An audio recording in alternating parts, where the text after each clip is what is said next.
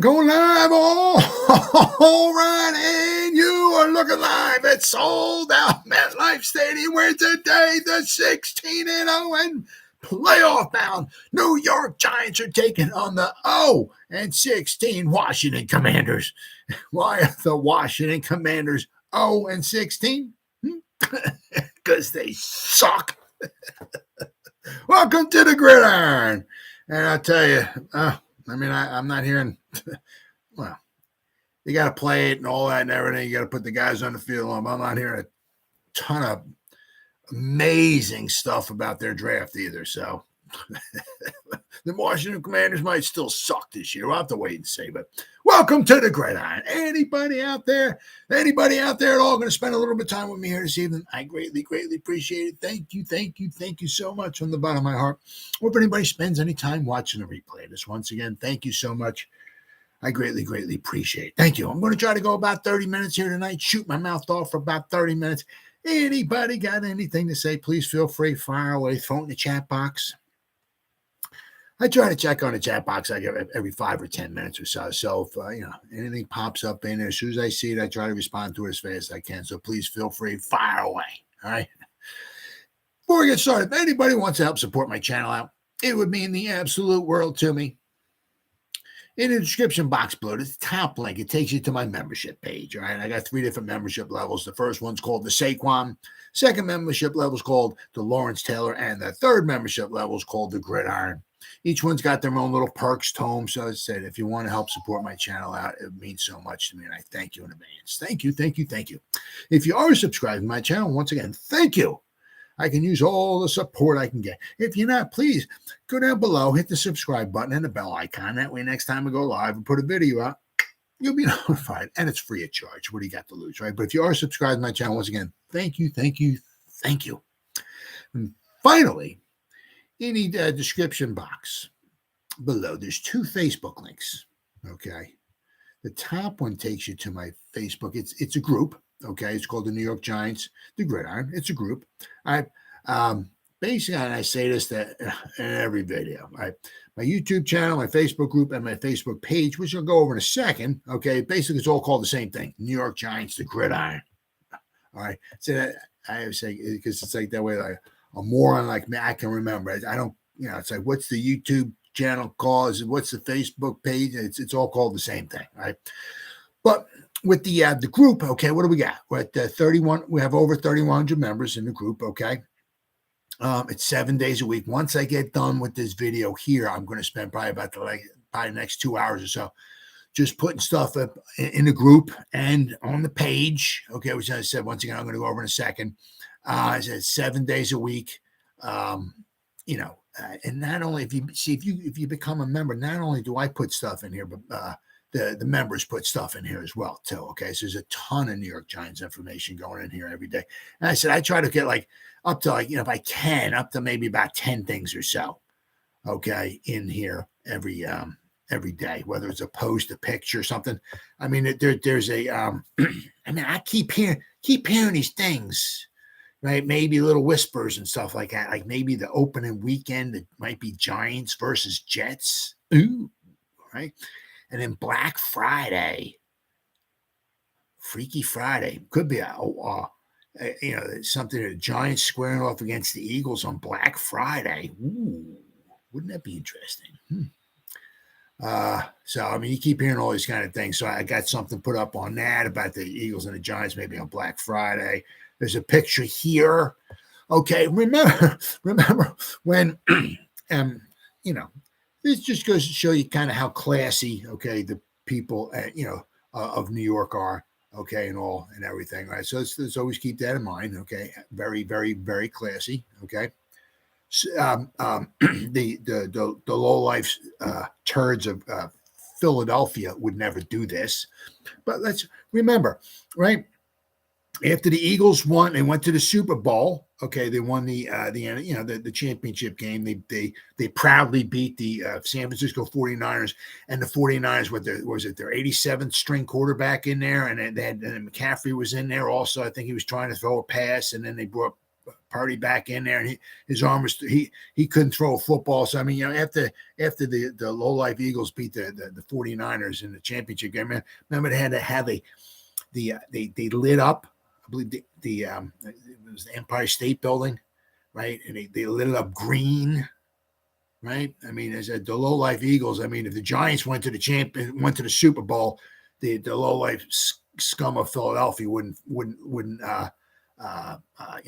color their buildings or anything like that blue in honor of the Giants. Now, but the classy people of New York do something like that. Well, there's a picture here showing the Eagle. It looks like, I guess, the Empire State Building is like lit up in green. Okay, and there's a lightning bolt hitting it, and it says karma on there, right? So there's something like that. So there's all kinds of stuff in it. Something else here, interesting, huh? Picture of Saquon and D-Hop, Mr. Hopkins, training together. Looks like they're running on a treadmill together. Very interesting. Now, there's no way in HEWL hockey sticks that Hopkins is coming here. Absolutely no way in all. But there's a picture of Saquon and Hopkins running next to each other on treadmills, practicing or training. Whatever. So there's all kinds of stuff going in there every day with the Giants. And then if the second Facebook link takes you to my Facebook page, okay? Once again, that's called New York Giants The Gridiron, but it's a page, okay? I'm the administrator, so I'm the only one who posts in here, but it's the same thing. 7 days a week, okay? I'm putting stuff in here. Pretty much as much stuff as I put in the group, I put on the page too, okay? And I try not to commingle the stuff. So basically the stuff, whatever I put, in the group, I don't put in the page. Whenever I put in the page, I put in the group. I try to keep them separate. I every now and then, if something's really awesome or something, I might put the two of them together. I might, I might put the same post on the page and in the group. But what do we got? We have over 1,100 people who like the page, and there's over 4,500 people who are following it. Okay. So if you go to the page and you like it and you follow it, all right, and you go to the group and you become a member, between the two, there's a ton of New York Giants information every day, ton. And like I say in every video, all right, if you go there and you like it and you follow it and you become a member and all that stuff and everything, if you're not happy, you get your money back guaranteed. All right, well, mini camp, day one of the mini camp came, and so they got tomorrow, Saturday, I guess, a little over an hour. Right? We got day number 2, and that'll be it. So apparently everything was pretty light. Obviously, they're not allowed to do any hitting. There was only I think 1 7-on-7 drill going on. Michael Schmitz was out there. He was the one snapping the ball all the time, which is cool. But I mean, there wasn't obviously much going on. Apparently, what Dable was saying is they took some stuff in the classroom. Right, and then they wanted to see what the guys can apply to the field. Now they had over 70 guys there. They did sign 3 guys, which was cool. I mean, of their draft class. Okay, let me see here. I'm trying to. Now apparently, Maryland they didn't sign Deonte Banks, but it looks like his deal could be worth. Let's see here. I got here $14.7 million. Looks like his deal could be worth. But they did sign. Let me see if I can find this here.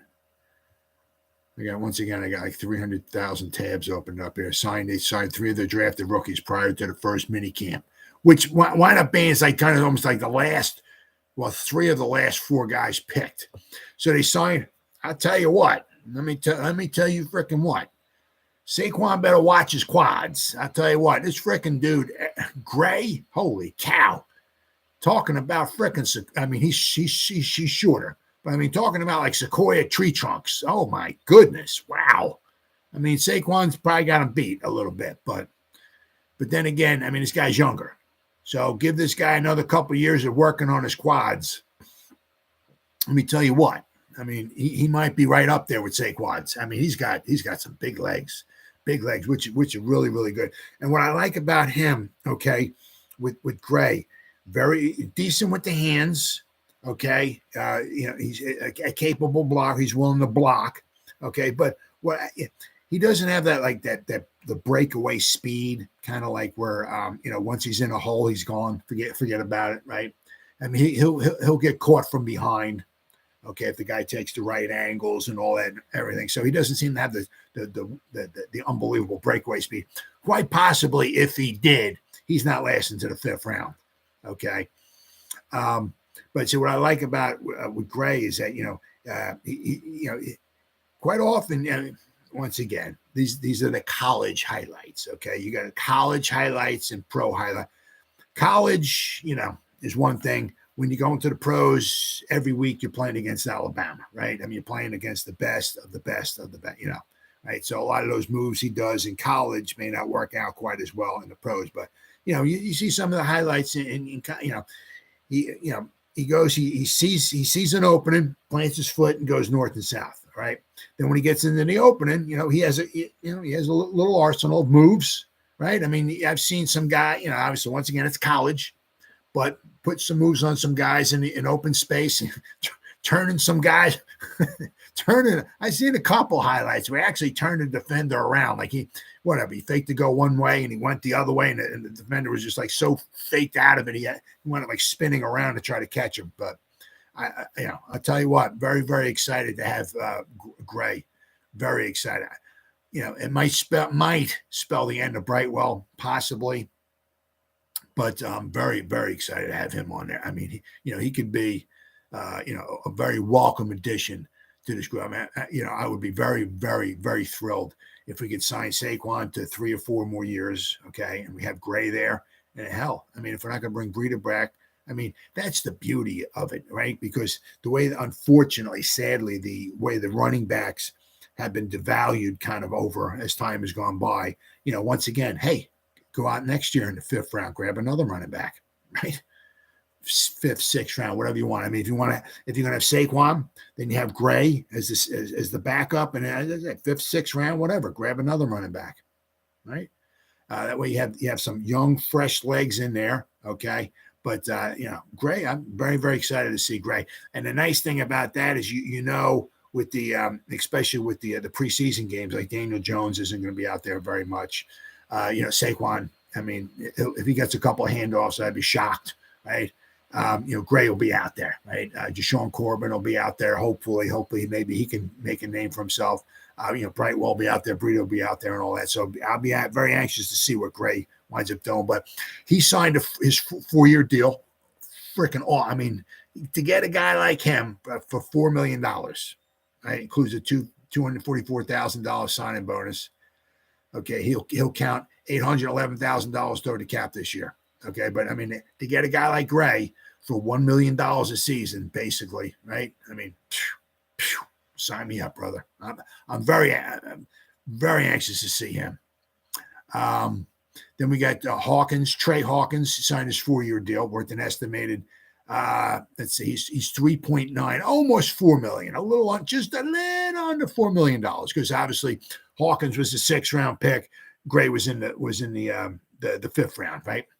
What do we got? Oh, let's see here. Oh. So he, being the 6th round pick, obviously, his contract is going to be, obviously cheaper, just a little bit cheaper, not a heck of a lot. Hawkins' first year toward the cap is $787,000. Okay, and it's the same thing with Owens, Jordan Riley, okay, and Hawkins. Those last 3.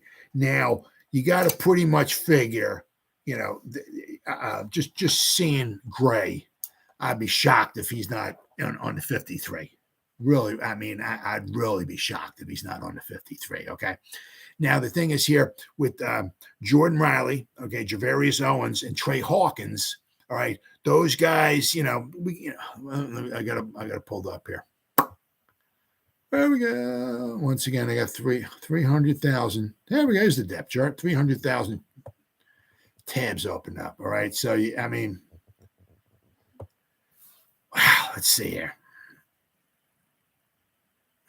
Yeah, I mean, they got, obviously Javarius Owens, they got at safety. Okay.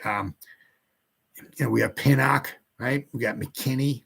Don't forget about Dane Belton. We did sign Bobby McCain, but for 1 year. Okay. Then we got Trenton Thompson. Okay. They brought in Alex Cook. Got Javarius Owens. Okay. Who was the other guy? There was another guy we had there.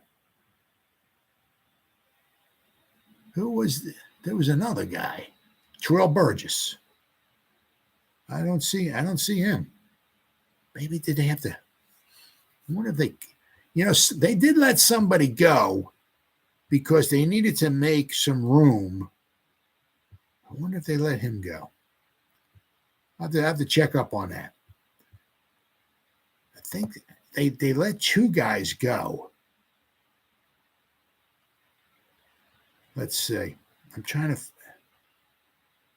because they had to make room when they brought Oshane Ximines back. Darn. I know I seen something there.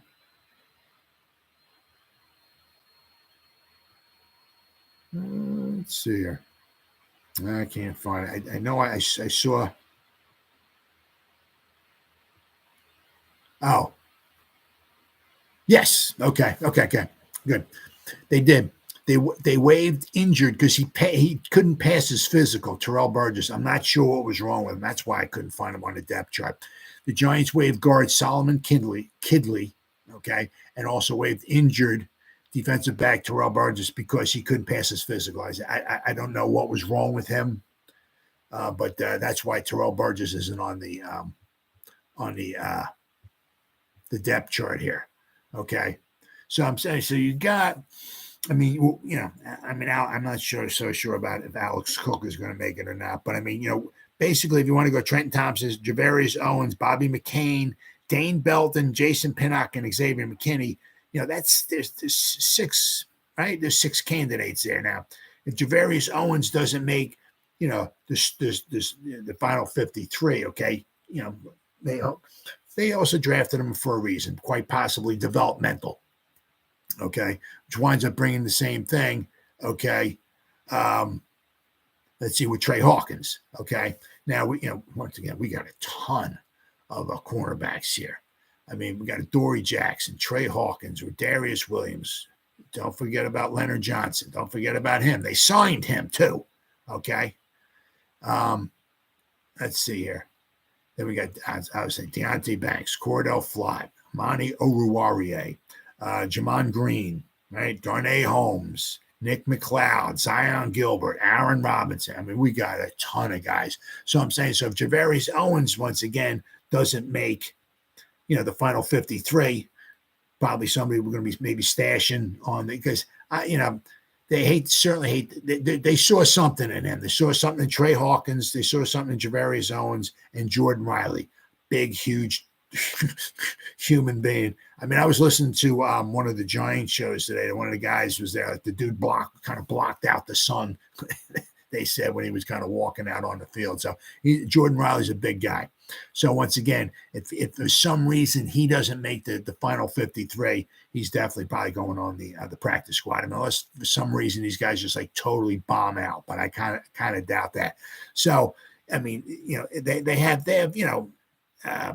plans in mind for these guys. I'm sure it's just not like, well, Javarius Owens just didn't cut it, so we cut him. They're gonna these draft picks are worth a lot, so I'm sure they have something in mind for them. But with Dexter Lawrence, let's see here. There we go. Okay. Now, the Giants will save, it looks like open up approximately $6 million in cap space once defensive lineman Dexter Lawrence signs his new 4-year deal, his $90 million extension. So this year, okay, would be his 5th-year option. Okay, will also be Daniel Jones's 5th-year option, but they didn't pick it up last year, right? So, this year is Sexy Dexy's 5th-year option. Okay, so we got him 2023. Then we got him 24, 25, 26, and 27 is his deal. Okay. So in 2028, when he becomes, if he stays healthy, if he makes it through the deal and all that stuff, 2028, he'll be 31. Okay. Certainly doesn't mean he has no more production left in him, but I mean, if the Giants going to keep him around, he ain't making no, $22.5 million a year in 2028. But we know we got the sexy one for at least 5 more years. We know we got Daniel Jones for at least 2 years. Okay. Because basically, if some reason if things go south, things, whatever happens, or say he gets injured ungodly or whatever, they could pretty much get out of it after 2 years, because most of his guaranteed money will be paid, most of it, not all of it, most of it, in the first 2 years. Now they would have to, if for some reason with Daniel Jones, if they have to let him go, I'm just saying, for some reason, oddball reason, after 2 years, there would be some dead cap, I don't know, like 9 or 10 or $19 million or something along the lines that they would have to eat in 2025, but they could let him go after 2 years if for some reason something happened. But at least we know we got him for a couple of years.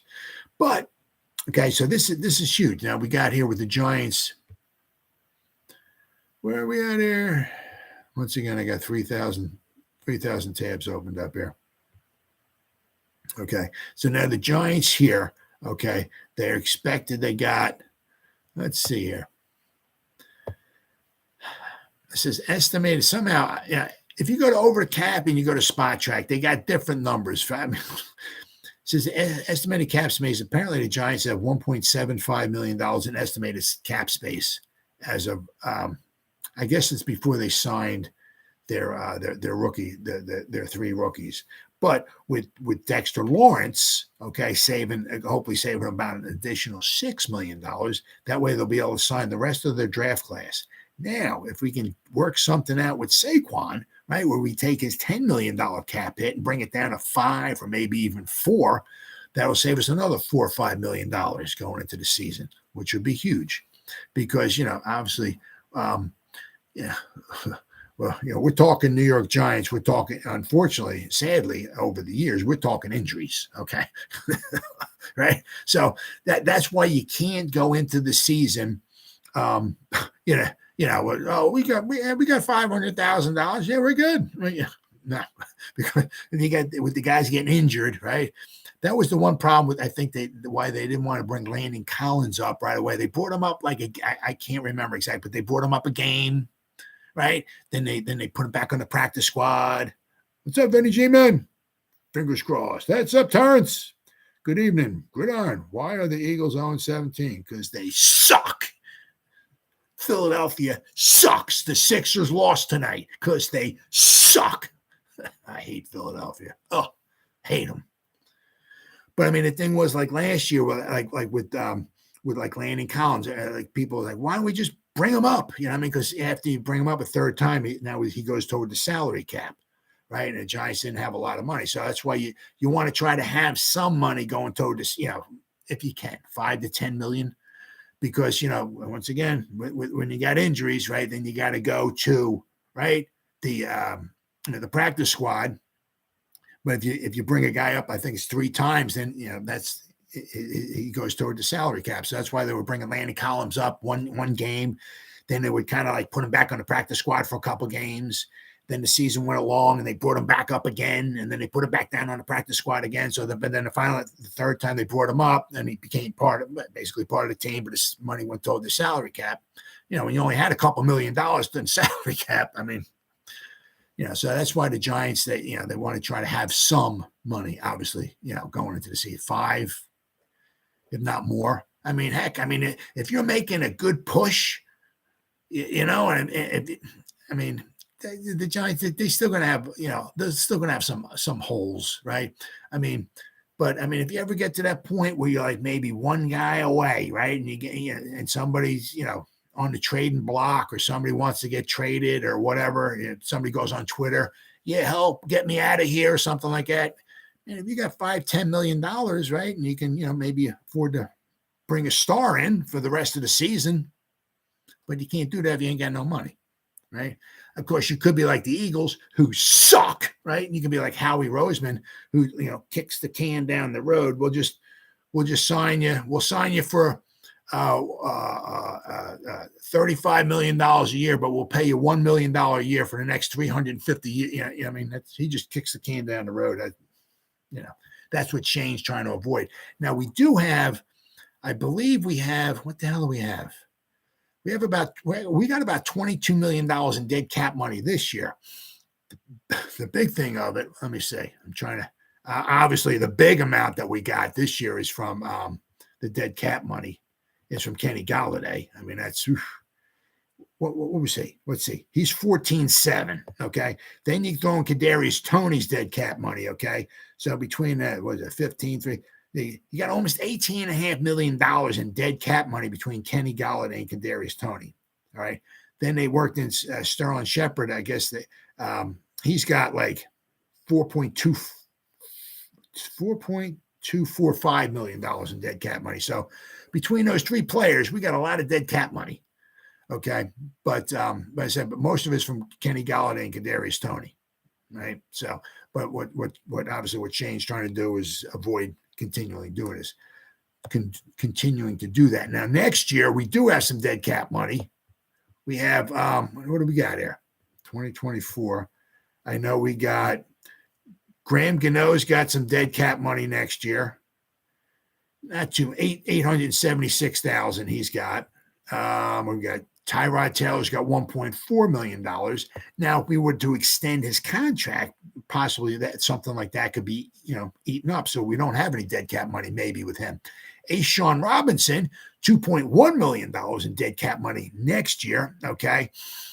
Once again, I think that's probably the only way we were able to sign him, because if we had to give him all the money this year, okay, which we probably don't have. Unfortunately, that's why Shane, I guess, had to kick maybe a little bit of money down the road. But if for some reason we want A'Shawn around, like maybe possibly if we don't want resign Leonard Williams, maybe we might want A'Shawn to stay around. So he's got $2.1 million in dead cap money next year. And then of course we got Adoree Jackson. He's got almost $3 million in dead cap money next year. That might have to stick, especially if we're not going to re-sign him. And then Leonard Williams, he's got $5.9 million in dead cap money next season. So we do have a little bit of money. We do have some dead cap money next year. But I know Shane's trying to do his best to try to avoid all of that. But there was 70 guys, over 70 guys there. They had five. They hosted 5 veterans on tryout basis at the rookie camp. Now, one of them, cool, huh? How cool was this? Right? Bryce Perkins, right? The former Virginia star who spent the last 3 seasons with the Rams. He spent the first 2 seasons on the bench and did not take a snap until last year when he played 5 games, making 1 start. Right? He's the former brother. He's the brother of the former Giants running back, Paul Perkins. Right? How cool is that? Right? Then we also brought Iman Marshall and cornerbacks, Nigel Warrior in. They both have ties to Wink Martindale. Okay. Let's see who else we got here. Outside linebackers Jonathan Kongbo and Darryl Johnson have been brought in for trials. So there was a breakdown of all the guys that got brought in. I mean, it was amazing how many different guys they had all together. I mean, obviously, just not also including the draft picks that we had. Let's see. So once again, I got 3,000 tabs opened up here. Yeah, they had 7 draft picks. Then they had the 9 undrafted free agents. Tommy DeVito. I'll tell you what, Tommy DeVito. I mean, they brought in some other quarterbacks as well too, but he didn't do too bad. I mean, his final season at Illinois, okay, he completed almost 70% of his passes. Okay, he had 15 touchdowns, 4 interceptions, passer rating of 141.2. But I mean, that's in college, right? He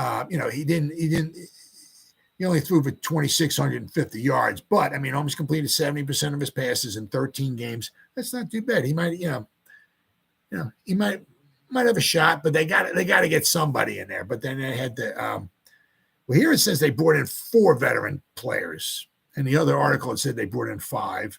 They brought in there was a bunch of tryout players, and they brought 4 returning Giants: Khalil Pimpleton, right, Micah Polk, Trenton Thompson, right, and Jashawn Corbin. Good to see him out there too. So they said there were 73 players participating in the mini camp today. A lot of guys. Well, apparently they had him in, I guess, for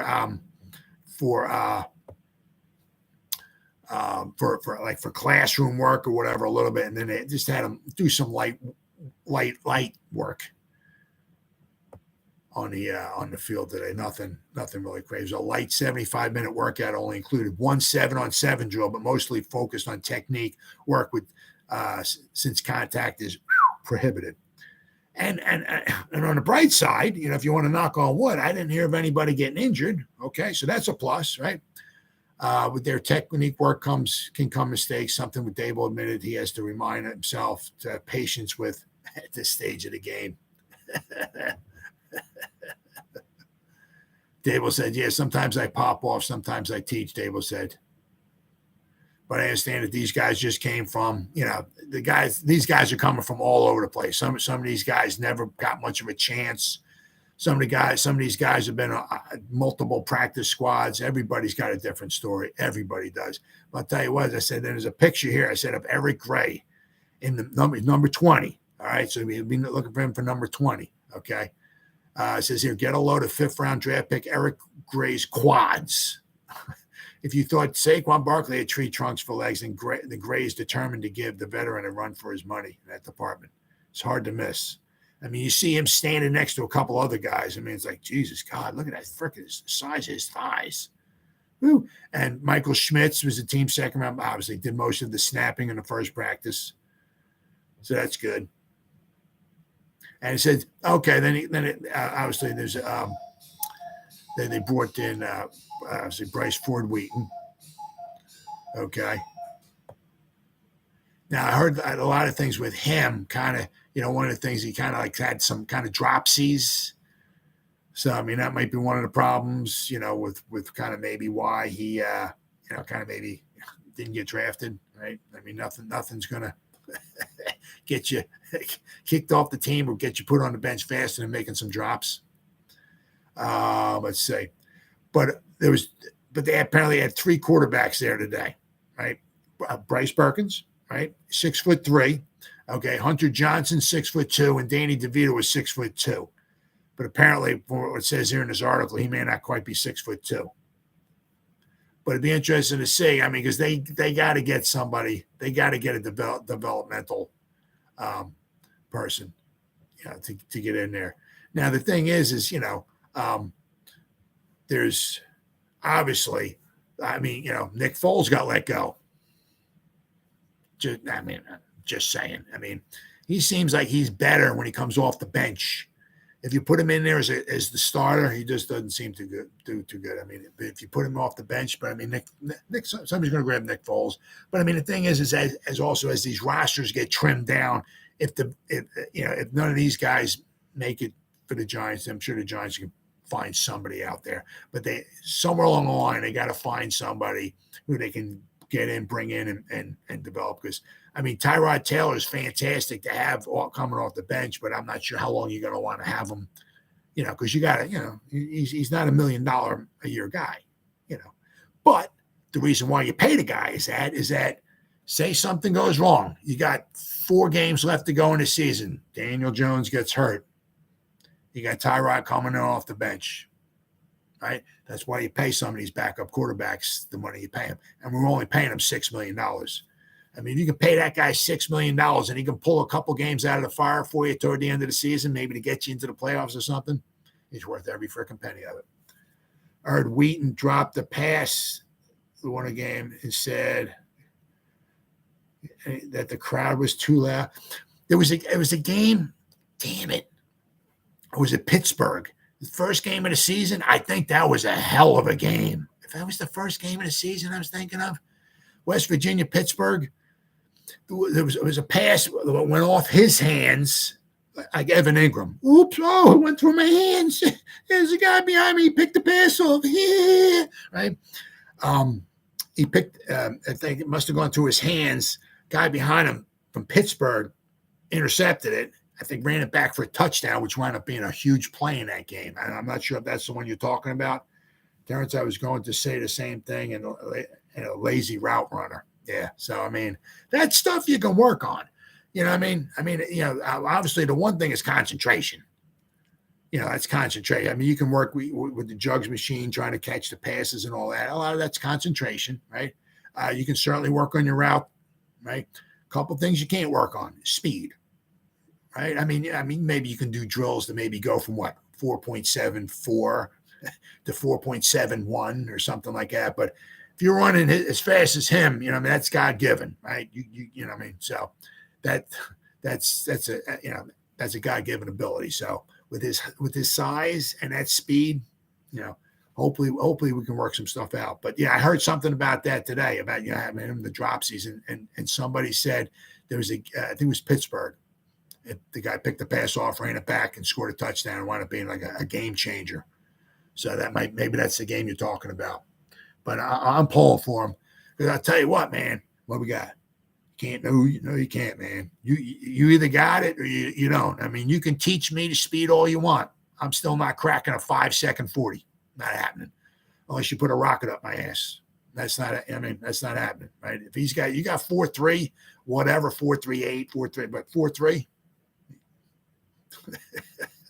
I mean, that's something, so hopefully we can get him in the lineup. I mean, can you imagine?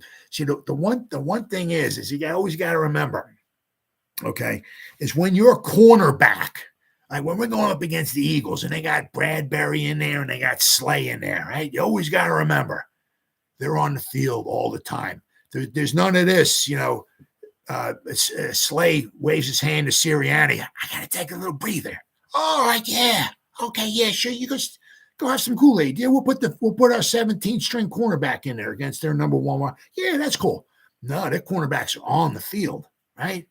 You got to remember, we can rotate our guys in there. So if we can ever freaking get, well, I guess you can say we had long drives last year because we had no big plays, right? So we had those drives, but I mean, if there's ever a point in time we can put a good drive up against the Eagles, keep them on the field, get like Bradberry and Slate tired, right? And you start rotating these freaking guys in there. I mean, Paris Campbell, fast. I mean, I think he had the fastest speed last year. If I'm correct, I think there was a play he ran like over 22 miles an hour on. But I mean, you got Slayton. I think he ran in the 4.3s, right? Campbell's in the 4.3s, right? I mean, Hyatt 4.3. I mean, so we got some fast guys. But I'm saying if you can start rotating these guys in, if we ever get marching down the field, right? If we ever can get some sustained drives and keep the Eagles defense on, start getting Slay and whatever those guys tired, right? You start putting these guys in, these track stars in there. That's a little different ball game, right? Because you can rotate your wide receivers in there. You're not rotating cornerbacks. It's kind of the same thing. You flip it around, right? You got Andrew Thomas in there and you got Evan Neal. Well, those Andrew Thomas not waving his hand. Coach Daves, I need a little breather. Oh, okay, yeah, you go sit on the. No, those are your tackles. But that's why you can never have too many edge rushers, because when they maybe get a sustained drive going and you keep rotating fresh edge rushers in there, that's when you got the advantage there. When the tackles are getting tired, a little tired, right? And you rotate in fresh bodies who coming in off the corner, right? Advantage edge rusher. Good luck, Bradberry, trying to keep up with these. Well, that's what I'm saying. Yeah. Oh, yeah. I mean, man, when he picked that pass off last year, I'm like, anybody picked the pass off by him.